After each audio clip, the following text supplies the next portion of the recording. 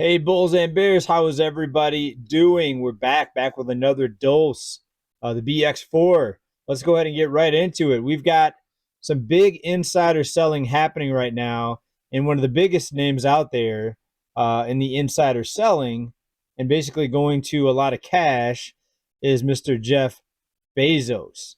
And we see him here with his not so new girlfriend. It's been what, at least a year. He had his big divorce a couple years ago, and so this was a 50. Wait, this was oh, it's even bigger. Okay, so he did this in several rounds. I reported on this a few weeks ago. Bezos sold off another 14 million shares of Amazon, representing about $2.4 billion. The latest sale brings the total number of shares to over 50 million, with a total value of about $8.5 billion.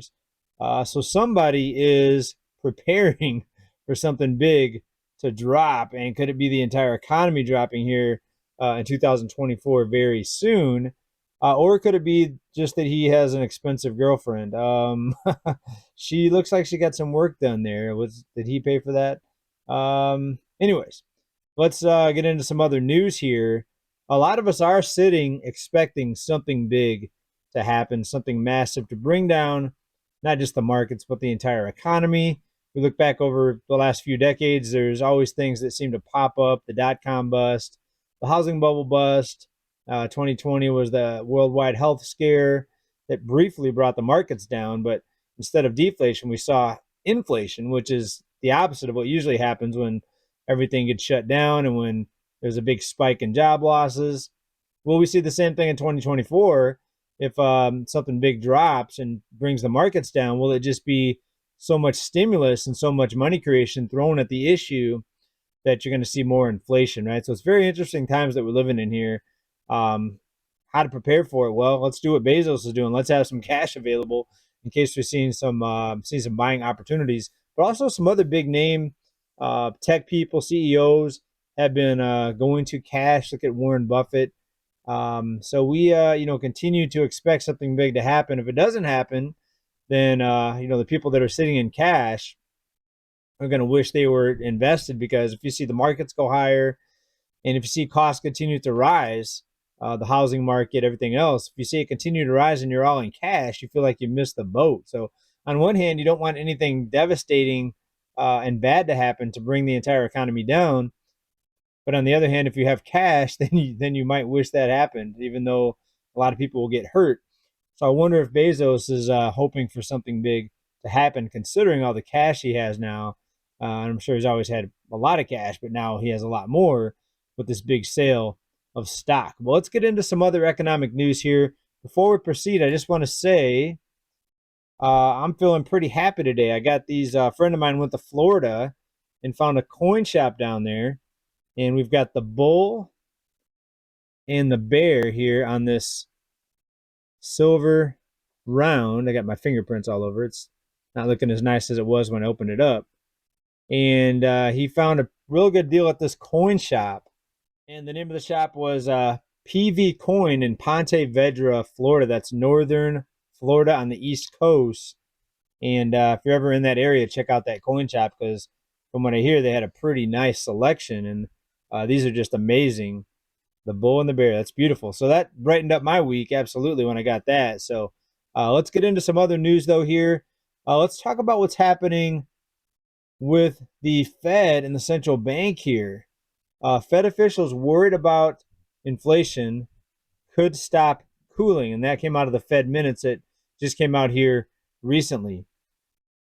Well, when you look at the cost of things, people aren't getting a break. If you look at everything that should be factored in to the CPI number, the cost of living, just look at insurance. Insurance went up between 20 and 40% on average. In some places, it was even higher than that.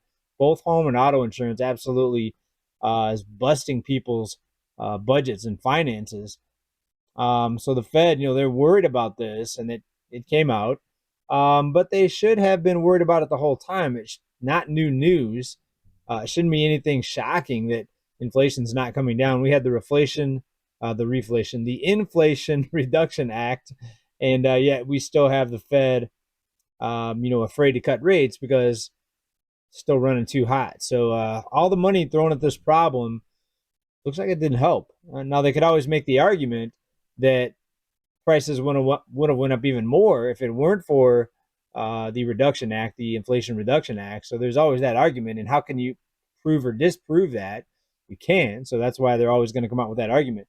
They're going to say, oh, look, it would have been a lot worse if it weren't for this program that we, put into place. Otherwise, prices could have tripled. They can say anything. They could say prices would have went up tenfold if it weren't for the Reduction Act. And how do you prove it or disprove it?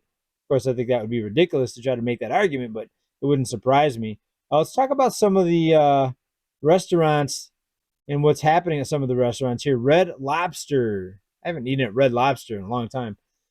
Red Lobster makes change to the all-you-can-eat deal after customers ate so much that they suffered huge losses. So that's the American way, folks. Go stuff your face. And I've never seen a country that loves to eat like America. And obesity in America is rampant. And Red Lobster, no more all you can eat. In fact, let's see here. After it was solidified, those who took advantage of the bottomless shrimp deal seemingly ate so much that it directly affected financial losses for Red Lobster at the end of 2023. Third quarter earnings report came out, noted an $11 million operating loss, of which the ultimate endless shrimp was seemingly directly a part of. It seems like you could get out in front of that a little bit faster instead of waiting for the quarterly numbers to come out. If you're running the business and you start seeing losses right away and it's the all-you-can-eat deal, just stop it right then and there. I mean, maybe there's a lot of red tape that goes into that type of decision, but pretty crazy. Red Lobster, I haven't eaten there in like probably 20 years. I think because my wife, she doesn't really like seafood, so it could be why we've avoided it. But anyways, let's get into some other news here.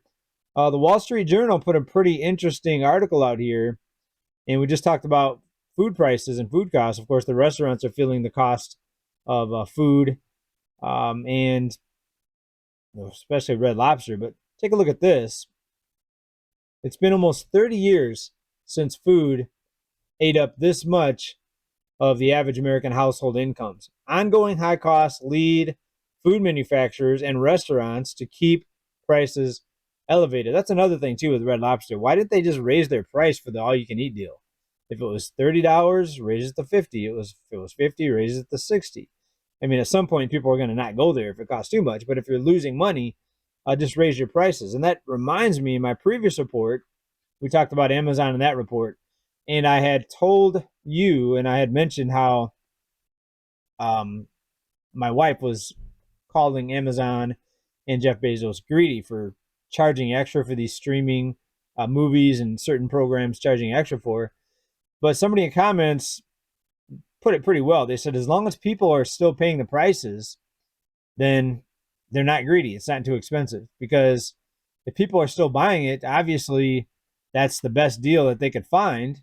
So if there's no other better deal, how can you call it greedy? So basically, you can say that in anything. You can say that in oil, gas.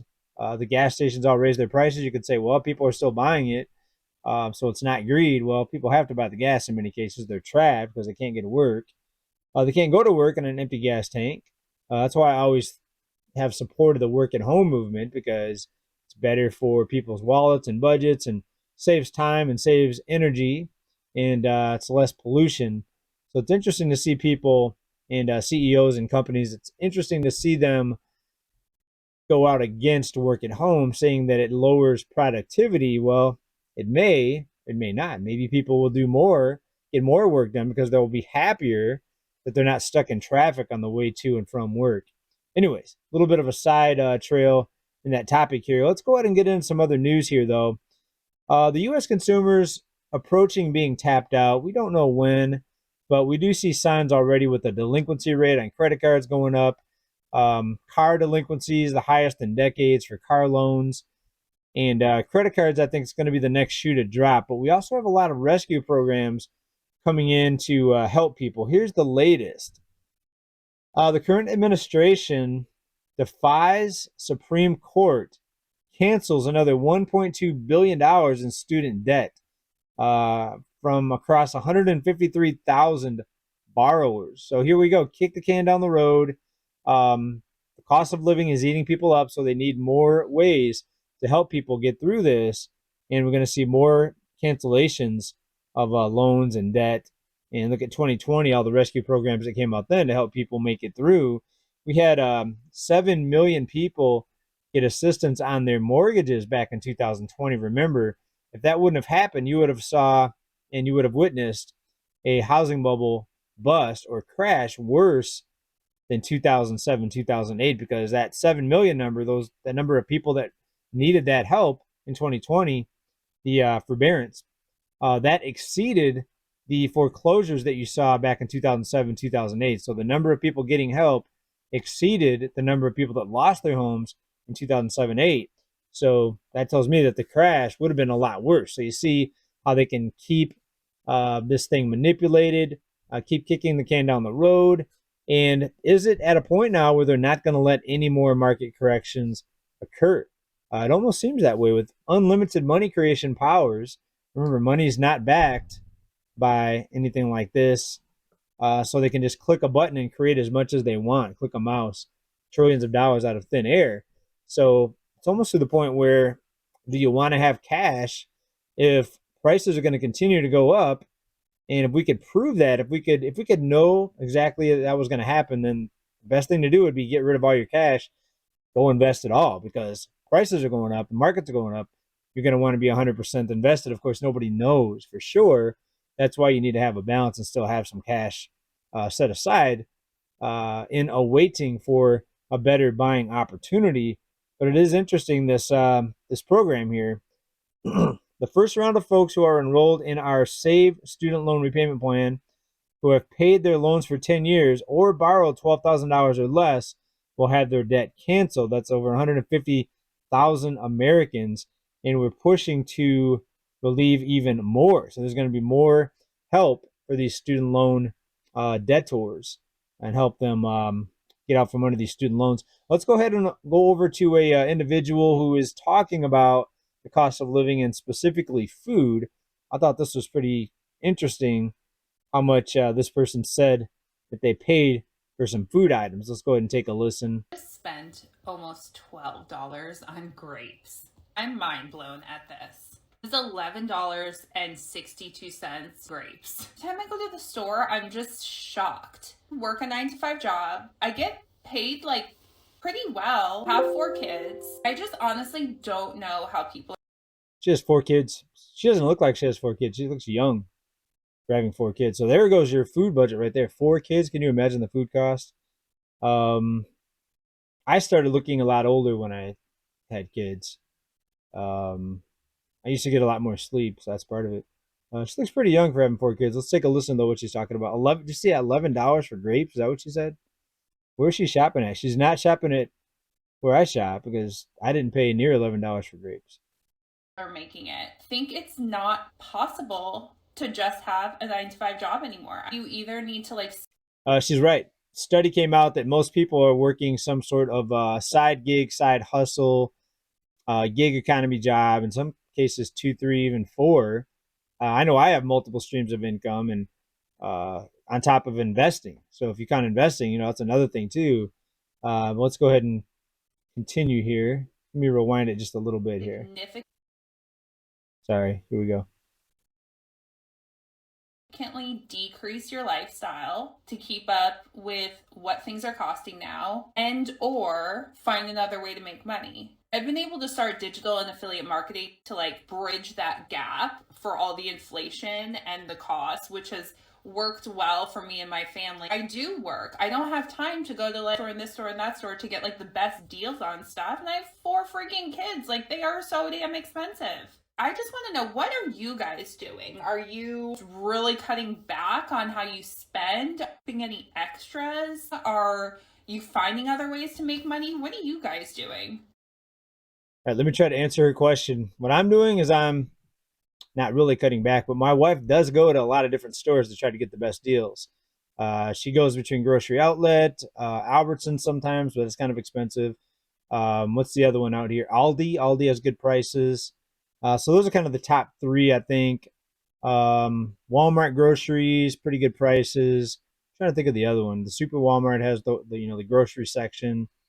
Anyways, that's what we're doing. We're doing a little bit of that to try to save money because we have more than one kid and we're in California, so we have to do that.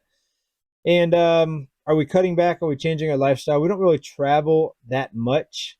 Um, I know a lot of people that are traveling a lot more than we are. But if you look at the big picture in whole, people are not cutting back. I mean, people are still traveling. The levels of debt increase every time the quarterly numbers come out. The increase outpaces the previous quarter's increase. So not only is it increasing, it's increasing at bigger and bigger amounts each time. And there has to be a breaking point for the U.S. consumer unless they come out with so many rescue programs like the student loan debt forgiveness. What's next? Credit card debt forgiveness, um, mortgage forgiveness, where they just erase a portion of the mortgage or the credit card debt. Wouldn't surprise me, right? So, what do we do in this situation where it can just be manipulated to the upside instead of letting deflation happen? So, if you're holding cash, maybe you should be pretty concerned about this here, right? So, what do you guys think about this? Please let me know down in comments. And what do you think about the news? Bezos going to a lot of cash, big stock sale. Is something on the horizon, something big in 2024. I still feel it. I still am trying to justify my cash position. And a lot of you know that I did go to a big portion of cash within the last few months, waiting for something big to drop because it's just a matter of time, in my opinion. If it doesn't happen, I'm going to be um, not so happy about the decision to go into cash. But if it happens, you're going to be happy you had cash and ready to get these buying opportunities, folks. But if it happens also, something big happens, it could be much more to worry about than just investing. You might be able to, or you might have to think about just survival. So there's people out there saying, get canned goods, 30 days emergency expenses out of the system, out of the banks, food, water, emergency essentials, right? In case that happens. So we've got that prepper portion of the community out there, so I'm always kind of thinking about that in the back of my mind. Anyways, we're going to wrap this one up, folks. Keep stacking as always. Much love to everybody, and we'll talk soon. Bye.